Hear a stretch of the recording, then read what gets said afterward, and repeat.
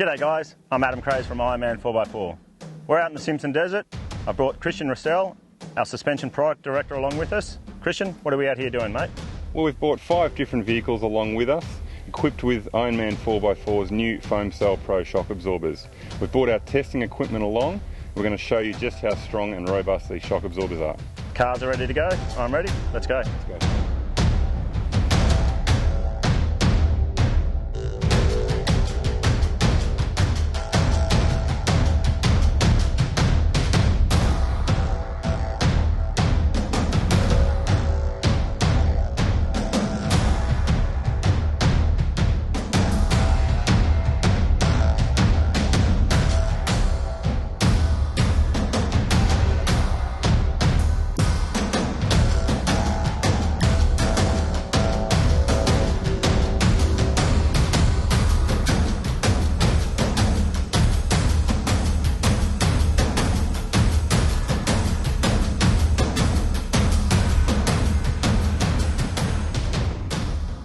So, we're back in the workshop after having completed a 5,000 kilometre journey to Australia's Simpson Desert.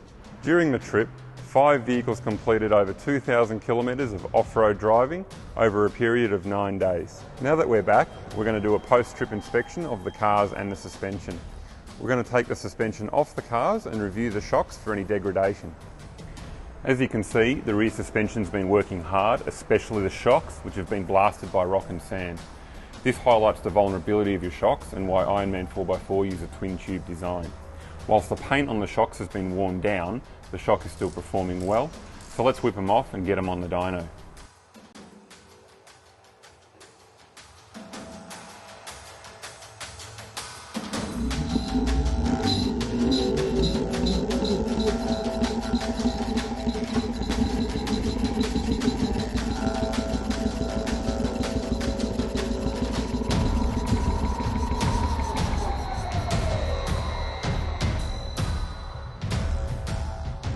What we've got here is an overlay of a brand new shock absorber of the same part number, comparing that to the shock absorber we've just taken off the car. As you can see here, this line here represents the compression valving. You can see that it's lost a little bit of its effectiveness down in the low speed section, which is to be expected after such punishment. The rebound portion of the valving is quite consistent, and it hasn't actually deducted much from its performance.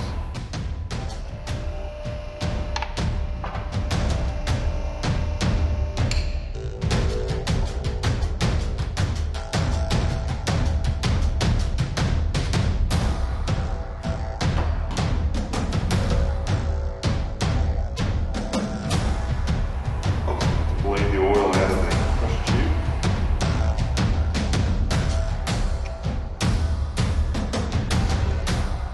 So as you can see here, this is the foam cell sleeve. This is in replacement of the pressurised nitrogen gas. This allows us to keep the gas captive inside the foam sleeve so it doesn't actually mix with the oil. Perfect for use in very hot, rough climates where cavitation is a threat by separating that gas from the oil. Good thing, making sure the two don't mix together. One of the largest myths going around at the moment is that foam cell material breaks down through heat. In desert driving, that's absolutely false and untrue. As you can see here, this shock absorber has endured some very severe punishment, and you can see that foam cell material is as good as the day it was ever put in there. So it hasn't broken down. It's a very resilient material, continuing to do its job well. You can see here, the shock absorber's taken quite a beating from the rocks of the desert. Hasn't affected the performance of the shock absorber, mainly thanks to the thickness of this tube here. The thickness of this is actually 3 millimetres. It's around double what that of a normal shock absorber is. It's very strong, very protective, the ideal shock for a desert condition. And then we have a series of shims, all there, all in excellent condition.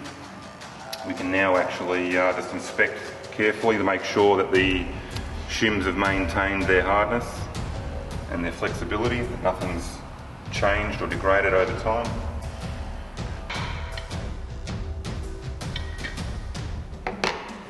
That's the foot valve, which is positioned at the bottom of the shock, which is predominantly responsible for the compression valving in the shock absorber. All appears to be in good condition. Let's just tear it apart and have a look. Right, and there we have the internal piston configuration of the Foam Cell Pro shock absorber. Everything checks out okay. There's nothing there which is abnormally worn or out of service. We can put this shock absorber back together, put it straight back on the car, give it a nice fresh belly of oil, and away we go again. And there we have it, ready to go back in the car.